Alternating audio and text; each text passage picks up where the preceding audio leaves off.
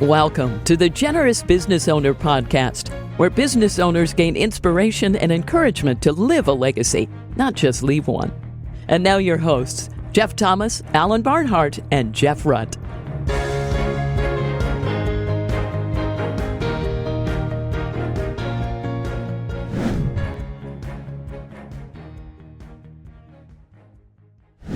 Welcome, everybody, to this week's Generous Business Owner Podcast. My name is Jeff Thomas, and we've got a very special guest with us today, Kurt Avery, who's the founder of an outdoor solutions company called Sawyer. He's also the author of a book called Sawyer Think: How a Small Company Disrupts Markets and Changes the World. And if you're a regular listener, that sounds right down our alley. So let's jump in. Kurt, thanks for being with us today. Oh, I thank you for the opportunity. This is going to be fun. So, Curtis, you know, we always start with just kind of the growing up story. Where did you grow up? What was your family like? Was there any spiritual formation, entrepreneurial stuff going on? What was happening when you were a kid? Yeah, I grew up in upstate New York in the Schenectady area on a good plot of land. We had 40 acres, a lot of gardens, and yeah, I went to church. My dad wasn't, but my mom was, and God got a hold of me real early. I mean, I always know that when I was 5 years old, I hated Christmas Eve. I was crying and saying, "Why are we giving gifts? This should be all about Jesus, not us." Yeah, you already knew. Yeah, so I knew he had me then, but I didn't take it lightly. I studied all the other religions, because you say, okay, well, an Arab kid grows up to believe in Islam, and a Hindu Right. kid grows up to be, why am I Christian just because my parents aren't? No, Exactly.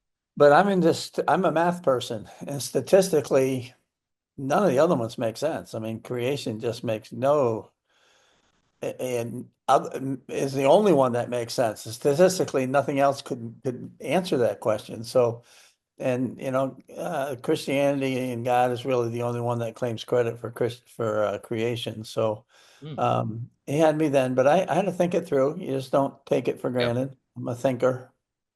So, but then as far as the generosity on the business, we always had little farm stands. We had quite a bit of garden, and it was always 13 ears of corn for a dozen, have some more tomatoes here, Yeah, have yeah. some cucumbers. So it just kind of grew up being that way. So Wow. Was that the family business? Was the farm, or was that just a side no, business? no. Yeah. My dad worked at GE. My mom was a school bus driver. It was just, we had a farm on the side quite a Yeah. bit. Did you have siblings? Do you have siblings? I have an older brother and an older sister. So. Gotcha. All right. And then when you left the house, where'd you go? Did you go to college? What'd you do? Yeah, so I ended up that I was a pretty good high school in the sense that we had a lot of GE. We were right outside the Schenectady plant, Okay, and yeah. so the school had a lot of smart kids in it. They took 20 of us and set us aside on the fast track. The problem was I was number 20, so I never felt like I had any smarts because I was the last one of that batch. But we got through, and then I went to Hope College, Christian school in Holland, Michigan. And because of my high school stuff, I got to waive out of a lot of classes. So I got a good education there, and then went to Northwestern for they call it an MM. You would know it as an MBA, Kellogg School of Management. And again, I went in there and waived almost all of the required courses. So I got to take a lot of extras. So it was good. Got a good job working in a group that was brought in by Jack Welch of GE. Yeah. So I ended up with a pretty good landing there, and then moved into more consumer marketing, which was more my fit. I was in the motor division. Then I moved into consumer marketing and did weed eater and pulling chainsaws and skill power tools. Some of the bigger brands said, "Man, this is so easy. I'm just going to go do it myself." So that's when Famous last words, perhaps. famous last words. I use the phrase that we lost money 23 of the first 25 years till we became an overnight success. Yeah. Yeah, So right, exactly. yeah, Oh man. So we had those to were grind it out. yeah, yeah. So what was your undergrad in? What did you study in undergrad? I was in math and You then were business. okay.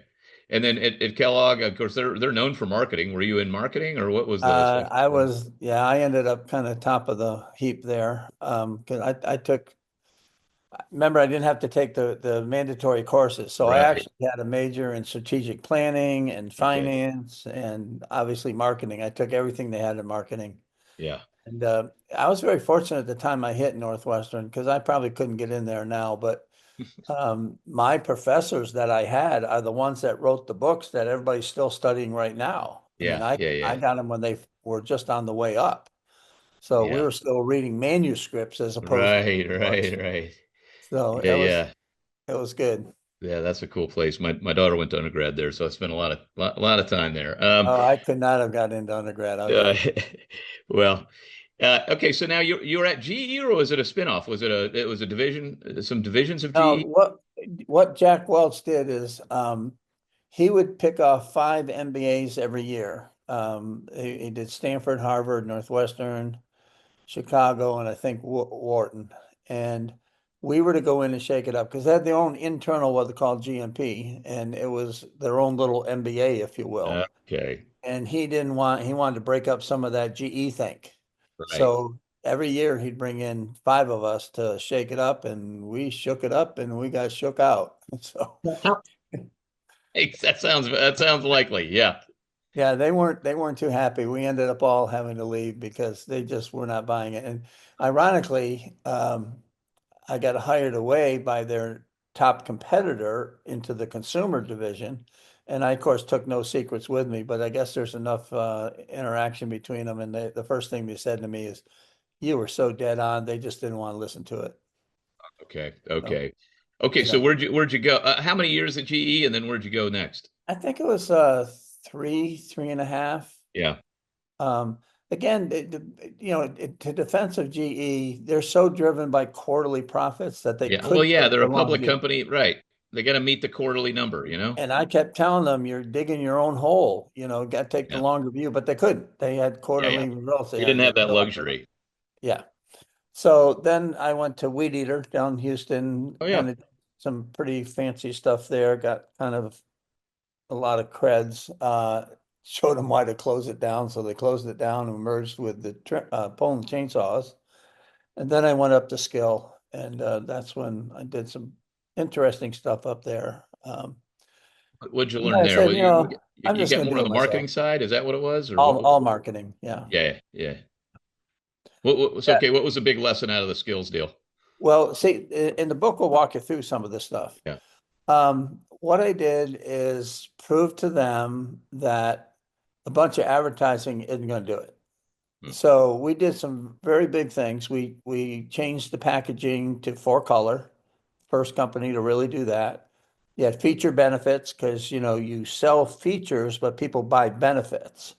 So if the benefit isn't known, then you have to explain it. If it is known, then you can just mention the feature. Like today you say power steering, everybody knows what that means. But back in the 50s, they had to explain for easier turning because nobody knew what power steering meant. I actually, one of my first cars as a beater was the first year they brought out power steering. And it was Super Glide or whatever they called it, Power Yeah. Glide, because nobody knew what it was. So we did that. And then I did the trade shows. And what I did is I cut the advertising in half, saved them a ton of money, but grew sales by 60% at the same time, just by redirecting it into co-op and other stuff. So cut the ad budget in half, sales grew 60% because I redirected it to more efficient things like PR, trade shows. I instituted a day with the engineers. Only cost us like 10 grand and we got $10 million worth of free advertising because we let the engineers spend a day at the Sears Tower with the main writers and everybody had an exclusive. So but then I stood outside the president's office and listened to take total credit for everything. Didn't even get a bone. They couldn't even throw me a bone. So I said, I see how this works. Yeah. Uh-huh. So So then how I many? went So out. yeah. So how long? Okay. So then, where do we go from skills? Yeah. So in '84, we started Sawyer. Okay. Um, Went there and found what is in the US called a snake bite kit. So which is a quick, powerful suction is pretty interesting product. So we got the license in France, came back, told my wife I'm going to quit this lucrative business marketing career and sell snake bite kits. And she says, okay. She should have shot me right then, but she didn't. It took a while because I forgot to switch down to guerrilla marketing. I was still had all that bigger stuff in my head. Yeah. And my original partner was Gail Sayers, the football player.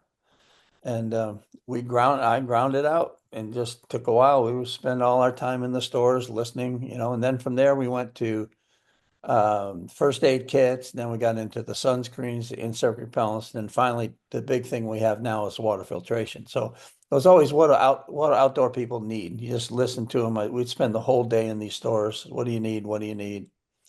How did you And pick, did you buy the original business? no, we founded it, You started it. founded it. Yeah. So how did you come up with that product to begin with? The first product. A good friend of mine from Northwestern, it was French, and he saw this product in France for bee stings. Hmm. And he brought it to me, and I said, a quick, sudden vacuum is kind of very medically significant. So we went over and got the license for it. There's some real interesting stories on that one. We closed the deal at 200 miles on the TGV, and they had never seen packaging. So my wife ginned up a little package, and we made a mock-up, and they looked at that and reached their hand out and said, "We will do business." So Wow. that's how we got it. So.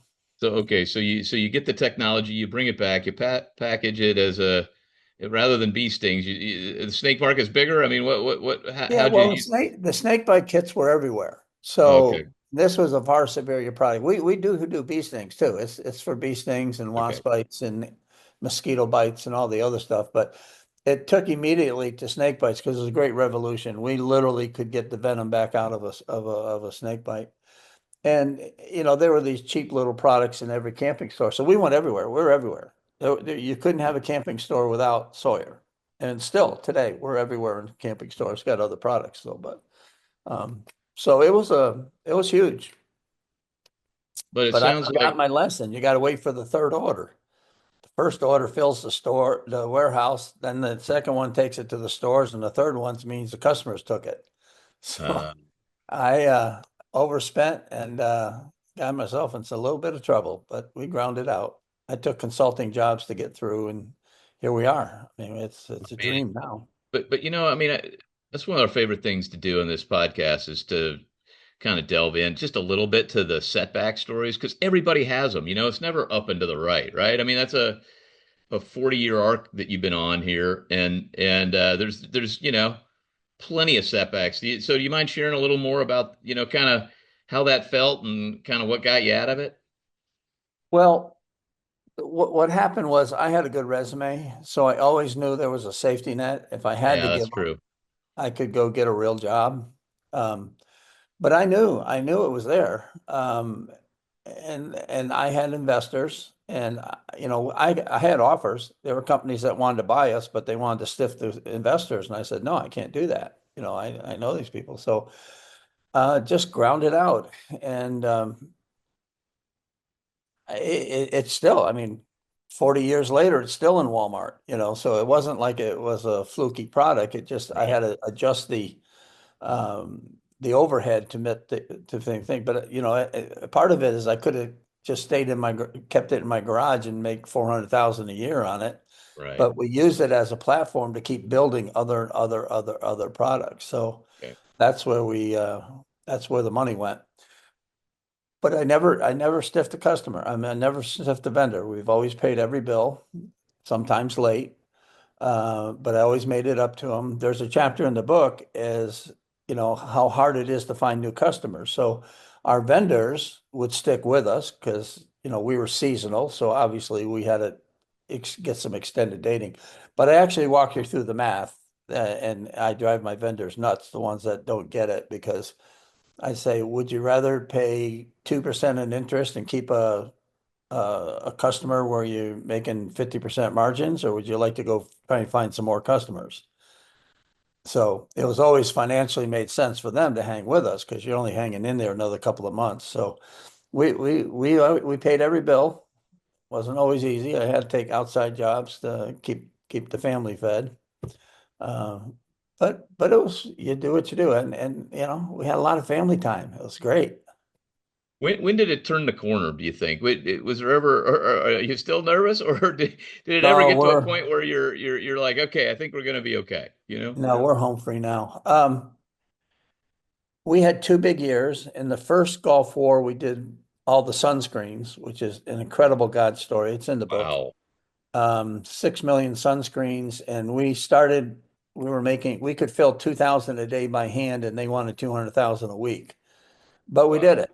And I had just gotten in the business. I had shipped a total of 2 cases, one to California, one to Texas. We found out that one of the requirements that you were a commercial brand. Okay, so like a month ago, I shipped 2 cases. Well, it turns out one case was a mile away from the inspector in McAllen, Texas. He saw it on the shelf and said, "You got the contract." So, Wow. yeah, tell me that was an accident, right? Yeah, right. Yeah. So, and I had a mentor that quick dropped the money, got us the machines, got us the chemicals, and we did it. I mean, we did the whole thing. And then the second Gulf War, we did the repellents because we have the high-tech repellents and stuff you put on your clothes, stuff you put on your skin. So those were the two, first 25 years, those are the 2 years that we made money, and we made enough then to cover all the rest of it. Wow. That's so that kind of did it. But those are like big orders because they Yeah. sound profitable. But then, those wars stop and that Right. business is going to shrink again. So how do you right size it from that? Well, we always knew we're a techie, okay? So every product that goes out our door is the most advanced product for its application in the world. Okay, so we're not the biggest name, but we found ourselves on the bell curve. We got our niche for the high-end people Quality, and the REI type niche, customer. quality. Yeah, we work. Our stuff works and it Yeah. works better than anything else out there. So I knew we had the right strategy. There were no Me Too products in the line, and it was just finding those customers, working them. What else do you need? What else do you need? And then we came along, and again, a couple of God stories in there, but we ended up with the water filtration. And 20 years later, nobody's knocked us off. We still have the single best water filter in the world. You cannot get sick if you use our filters. We're the only ones that can say that. And it's smaller than a Coke can and it never wears out. So, we're now to where we put it on a tap, and for 10, 20 cents, one-time investment of 10, 20 cents, you give somebody 10 years of clean water. So that's the big future. We're doing countries now. We're I getting was ready. gonna say, like you were kind enough. One of your people sent me one of these things, and it's now sitting on my engineer daughter's counter so we can analyze it when she gets back in town. But it's really cool, and so I mean, that has implications not just for how do you think about that? And then maybe this is a segue into kind of how you think about your business as something Yeah, that helps the world. But I mean, clean water is clearly a huge problem on the planet, not just for a camper in the United States yeah. but how do you, I mean, is that a good jumping off place is that product kind Yeah, of well, taking, obviously we own the camping market. I mean, right? nobody goes on the Appalachian Trail without us, Gotcha. we have that. We like for Helene, we sent 100,000 filters up there for the people that got flooded out. Okay. We had the hiking community would hike them up to where cars couldn't go. So we had a lot of connection there. But overseas, it's even more important. We really put ourselves on the map in the first Haiti earthquake. Yeah. Because we sent the filters down there, literally so many of them, it was like 150, 200,000, Wow. and it saved lives. I mean, if you have cholera, you put one in there, it's over. It's just over because cholera can't get through our filters. So again, but we had to have this technology because you can't go into a village and say, you know what, 90% of you are going to be okay. The other 10, sorry, Eight. you're out of luck. So because we have the very one that you cannot get a waterborne illness from with using it, it's huge. So we do 2 to 5 million people a year overseas. We within 2 weeks wipe out 96% of all the waterborne sicknesses. I mean, you have people get diarrhea once a month and then never again in their life. One village we went into is an interesting story. They weren't naming their kids till 3 years old. And we asked them why, and they said, well, because if they make it to 3, we know they'll live. Right. They'll go back, we install the filters, come back a year later, all the kids are named at birth because you haven't lost a kid since the filters showed up. I mean, how do you not do that when you got that kind of thing? We also save them 10 to 20% of their annual income because they don't have to buy water. Not even just clean water, they have to buy improved water, which would still have to be boiled. So, if there's no salt in it and no forever chemical and you run it through our filter, you're good to go. And they will not wear out. They're good for 10, 20 years. You just have to keep cleaning them. So that's how we got, and this is all published in medical data. Okay, so we spent good $10 million over the time proving it. So it's Yeah. all Yeah. proven Yeah. Yeah. in medical journals. And now we just went to the next step. So you have to change behavior. So it was a slow, methodical process to teach people how to use them. So you couldn't do mass distribution. So Okay. You have now to the teach them. filters come with a QR code. You scan it with your phone, takes you right to a site that we have installment and maintenance videos and best practice videos and all the other parts of it in 18 languages. We can add a language in 2 weeks. And then we have the GIS, so you can then, each filter is unique, the QR code. So now you can track that filter down to a 3-inch area and you go back in and measure all your results. And now we've added WhatsApp. So now if you want to give us your phone number, we can start sending you messages. Did you clean your filter today? Are you having any problems? So we're interactive. Nobody does that. It's more than just a filter, it's a system. Wow. So we've attracted a lot. So, I mean, all this really is only in the last 3, 4, 5 months where everything fell into place. So they're showing up now. The billionaires are getting ready to show up, and we're going to do countries at a time. We've done 5 countries, but they were little ones. Now we're going after some bigger ones. Is that the dream, that to partner with some NGOs or that kind of thing to get these in the hands of more people? What's the Well, game plan? ironically, the NGOs don't have the capacity to do it. They have their vision. Right, NGOs, right. they started for a That's reason. They true. don't think big like this. Our primary one is really working with OAS, Organization of American States. They're connected with presidents, vice presidents, ministers of health, and they can put these out. I mean, I'm telling you, you just show up and you start passing these things out, and there's enough people with phones to figure out how to use them. Now you can start distributing millions of these a year. So my dream is in 4 or 5 years, we're like a cell phone. Everybody has one. These things are cheap. They're like, 15, $20 on that kind of scale, and they last for 10 years. Huh. So, I mean, that's pretty cheap water. You're down to, I don't know, like 0.0001 cent per gallon. So that's the next one, and they're coming. They'll be here in about a month. Quite a list of people that, and so now we just literally did all the proof to the OAS. They're all in now. They say we will do the mass distribution for you. We have the connections. We've proved it to ourselves. They knew all the data, but we did some pilots with them, and they're just blowing their minds. So are you selling them to these other governments or selling them to the U.S. government? I mean, what's the business No, side of it? U.S. government doesn't want any of this stuff. We tried to do it well, we do Red Cross, I guess, and Red Crescent and all those. We have a very profitable retail business with our repellents and our water filters.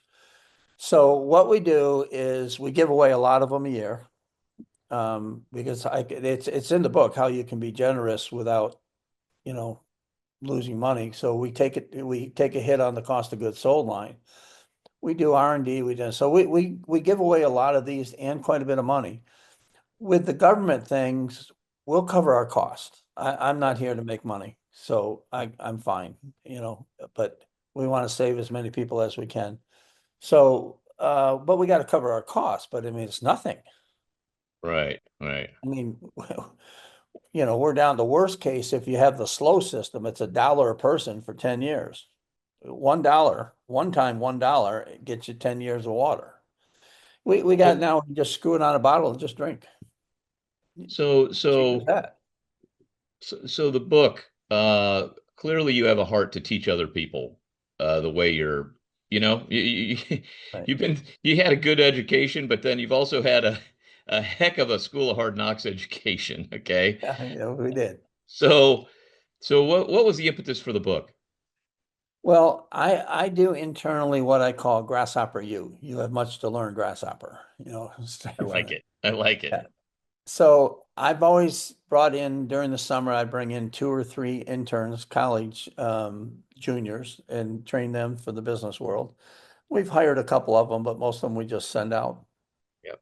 But then, I'm not getting, they just, and I do it internally to our workers. So every 2 weeks we get together and we go through a chapter or a session, or we'll do case studies or whatever. So they've all been on my case. You got to do it. You got to do it. So basically, the book is Grasshopper U in print.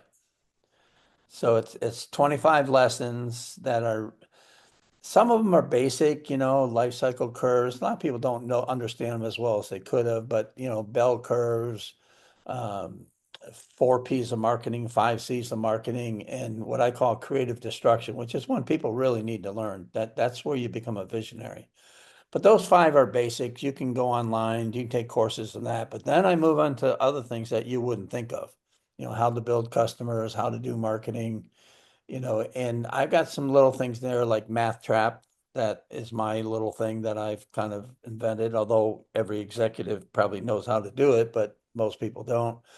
I have decision matrix so that you don't get hung up on one or two variables when the other 18 later become unintended consequences. No, there's no thing as unintended consequences. It means you didn't think it through when you had the chance. So we try and get rid of those unintended consequences by developing a decision matrix and adding more variables. I force you to come up with more thought process. And it's very, very handy. So those things are like in the book, a lot of stuff. When do you want patents? When do you not want patents? How do you relate to your vendors and customers? And so 25 lessons in the book. Um, And then there's also the missional side of things, right? So you've got the kind of the X's and O's of, what you've learned on the business side. What do you want people to take away from on the kind of the missional side? well, you can't take it with you. Life's binary. So may the last check bounce. In our case, Sawyer's going to go to the foundation because it's too good of a gig. Um, so the first thing in the book is try to make your business more profitable. I want to help you be more profitable. Now that you're more profitable, how do you give it away? So there's a lot of giveaways. We say we give away 90% of our profits. We actually give away more than that because we don't let it become a profit. I take the hit on the cost of goods sold, or I take the hit in Wait, promotion or PR or exactly. whatever. So we don't let it become a profit because we think we have better places to spend money than the US government. Right. So I'm out there to minimize taxes and let us. We always say, if we made cupcakes, we would have to sell the cupcakes, make the profit, pay the taxes, and then give away what's left. But because we have the very thing that people need, we don't have to make a profit. I'm Great not point. legally bound to make a profit. So let's give it away before Yeah, government you even you can gets a go shot at it. the widgets you make are water filters that are missional. Exactly. But so does every other business. Whether you talk about business as ministries, you got restaurants can do food banks, you got plumbers can do plumbing, electricians. There is always a place, the biblical model, Jerusalem, Judea, Samaria, and other most parts of the world. Now, obviously, we do all four of those because I think you have to, but we have a lot to do more with other parts of the world, which most people probably don't have the ability to do all that. But you got Jerusalem, you got your hometown, you got your community, you got your state, you got the whole country. We do work within the country too. We're on a lot of Indian reservations. We do whenever there's floods, we're there. Yeah, Like Samaritan's Purse, we send them pallets of repellents and sunscreens because they're doing all the cleanups and they need those things too. So one, we want to make your business more profitable, and two, we want to encourage you to find creative ways to give away your services and products before you have to pay taxes right. and be What are some missionary. other examples of that? You mentioned the restaurant. What are other? Have you seen? I mean, that's what we tell a lot of those stories. But have you seen some that are inspiring to you? Yeah, are you familiar with the organization BAM, Business as Ministries? I Sure. know I know it's a concept, but so accountants can go down and teach people how to be accountants. We work with a Right. group called Accountants Without Borders. You have engineers without borders. I mean, doctors without borders. So you can take your skill set. Now, one of the things you do is I send a lot of athletes overseas to do sports Mm. medicine, sports. You roll out the ball and they will come. So they spend a Right, week right. in weird play. It changes the students, but I won't let them do work. I don't think we should go down there and paint houses and build things because we're taking away local jobs. Exactly. Go down there and do skills. Teach somebody how to build a house. Teach somebody how to be an accountant. Teach somebody how to fix the ice cream machines. Teach people how to drill wells. We eliminate a lot of the wells, but not all the wells. But because as long as you can get dirty water up, we'll clean that, so you don't have to go deep. But some places just plain doesn't have any surface water. But if you have surface water, we'll make it drinkable. I don't care how many cows are pooping in it and what the algae growth is. We'll make it safe. Yeah. So. Amazing. So, when we kind of move to the end of these podcasts, we always just try to think of, just a practical tip or two for somebody behind you on the journey. And you're already giving us some, but I'm sort of picturing somebody who's, like we were talking before we started recording it, 40, 45 years old. Maybe they're out of that, I mean, you did a great job of describing that period of business where you're trying to figure it out and you're like, let's just keep the lights on, and hopefully I don't have other jobs. But maybe they're getting through that period and things are starting to go well and they're feeling like they'd love to do a little more for the community. What might just be something they can think about tomorrow to kind of get them on that journey? Well, I have one underlying mantra, one underlying thing, and that's have a big God. Mm, God is big.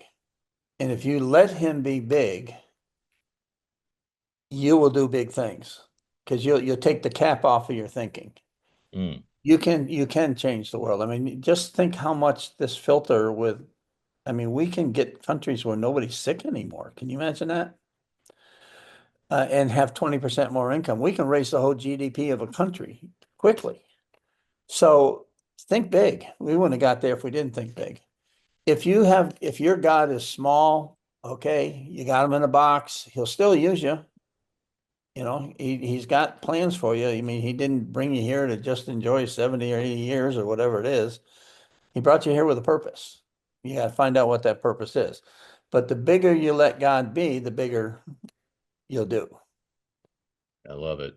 And I love your description of, I call it what's in your hand. When Moses is kind of complaining about being under resourced, and God's like, "What are you talking about?" He's like, "What are you talking about? Like, I don't have anything." And he's like, "What about that staff?" Yeah. And he's able to do a lot with that staff.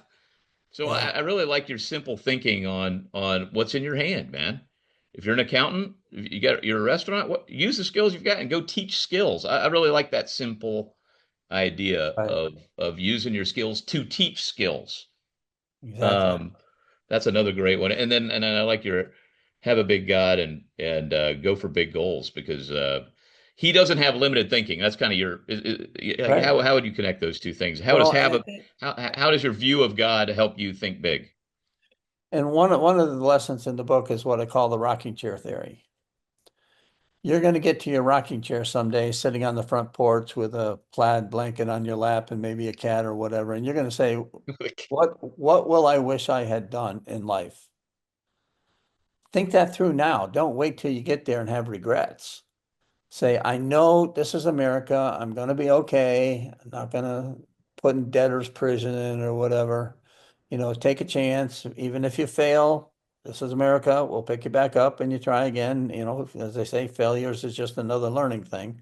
You do it too many times, you haven't learned very well, but we let you fail in this country. So put your mind ahead and say, I'm going to be in that rocking chair. What will I wish I had done with my life? We use that all the time with whether or not where to send your kid to college. We say, okay, it's dear now, it's costing you money. But when you get to your rocking chair, where will you wish you had sent your kid to the money? The public state school or some private Christian school or Right. something to reinforce their faith? Because when it comes down to it, life's binary. You're going up, you're going down. So, we got to protect that faith. Well, I So, love it, man. You have this you have a very unique math brain and creative brain. And one of the things that I love about the doing this podcast is to be able to kind of see strings of how God makes everybody different and how he Right. uses those things and what's in your hand. Okay, you got water filters, but like to me, I don't know of another math major who's as good at marketing and as interested in marketing as you are. So I think it's so cool the way you have, to you, this engineering product and the way I can tell the way you think is math, probabilities and that sort of thing. That's all super logical to you, but that's super unique to you. But we all have our version of those gifts. Right. And how do we use those gifts? I just think it's really cool the way you've used the gifts God's given us to simply do this thing that I can tell to you, it seems simple, doesn't it?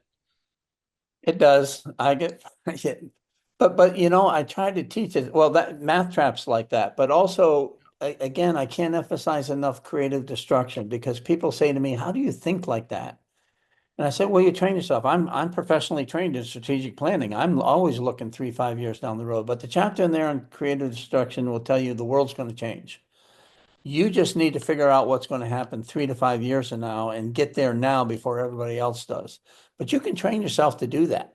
It's put down the phone, look at the dynamics of what's going on, and this world is changing fast. Whether it's AI or technology or Yeah. laws or whatever, but you can figure it out. I don't believe in unintended consequences. You got to be able to see that what's coming. And so that chapter is a treasure, or go online, slump it or put it out in the 50s, but it's a treasure. People can train themselves to be visionaries. And that's the problem. Too many people are in the rearview mirror. They're not looking ahead.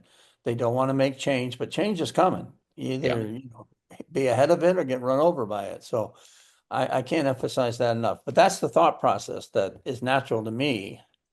I'm always thinking, well, what's going to happen a year, 2 years from now? I mean, look at the changes in channel of distribution. I mean, you know, Amazon, online shopping, all that kind of stuff. Where was that 5 years ago? It wasn't big, but now it's everything.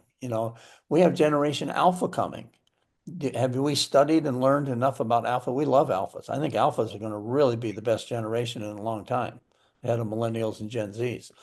So, and we're getting ready for them. We change with every generation. We change our messaging, we change our technology, everything. So think that through.